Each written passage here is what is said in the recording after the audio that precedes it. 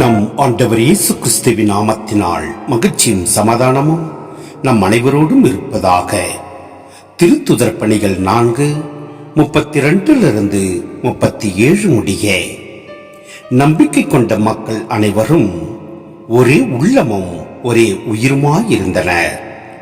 அவர்களுள் எவரும் தமது உடைமைகளை தம்முடையதாக கருதவில்லை. எல்லாம் அவர்களுக்கு பொதுவாய் இருந்தது. திருத்துதர் அனைவரும் ஆண்டவர் இயேசு உயிர்த்தெழுந்தார் என மிகுந்த வல்லமையோடு சான்று பகர்ந்து வந்தனர். அவர்கள் அனைவரும் மக்களின் நல்லெண்ணத்தை மிகுதியாக பெற்றிருந்தனர். தேவையில் உணர்வோர் எவரும் அவர்களுள் காணப்படவில்லை. நிலப்புலன்களை அல்லது வீடுகளை உடையோர் அவற்றை விற்று அந்த தொகையை கொண்டு வந்து திருத்துதருடைய காலடியில் வைப்பர். அது அவரவர் தேவைக்கு தக்கவாறு பகிர்ந்து கொடுக்கப்படும். சைப்ரஸ் தீவை சேர்ந்த யோசேப்பு என்னும் லேவியர் ஒருவர் இருந்தார். இவருக்கு திருத்துதர்கள் ஊக்குவிக்கும் பண்பு கொண்டவர் என்று பொருள்படும் பர்னப்பா என்னும் பெயரை கொடுத்திருந்தார்கள். அவர் தமது நிலத்தை விற்று அந்த பணத்தை கொண்டு வந்து திருத்துதர்களது காலடியில் வைத்தார். சிந்தனை: தூயாவின் நம்பிக்கை கொண்டவரிடத்தில் செயல்பட்டதால் ஏற்பட்ட ஒற்றுமையின் விளைவாக அவர்கள் தங்கள் உடைமைகளை பகிர்ந்து கொள்ள முடிந்தது. இத்தகைய பகிர்வு பொது உடைமையினின்று மாறுபட்டது. ஏனெனில் இங்கு பகிர்வு என்பது தன் ஆர்வத்தின் விளைவு.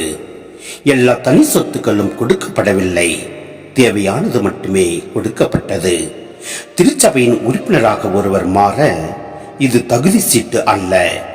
இத்தகைய அமைப்பு விவிலியம் கூறும் கட்டளையும் அல்ல. மாறாக இது நாம் பின்பற்ற வேண்டிய அடிப்படை நெறியாகும்.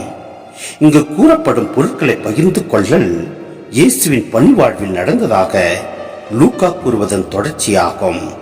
உதாரணமாக லூக்கா 8:13 நாம் பார்க்கின்றோம். லூக்கா நற்செய்தியில் இயேசுவின் பகிர்வு பற்றிய போதனைகளில் தொடர்ச்சியுமாக இது உள்ளது. உதாரணமாக லூக்கா 12:33 மற்றும் 16:19 நாம் பார்க்க முடிகிறது. பர்னப்பா என்னும் யோசேப்பு திருச்சபையில் மதிப்புள்ள தலைவர், கோவில் கடமைகள் செய்த லேவிய குலத்தவர்.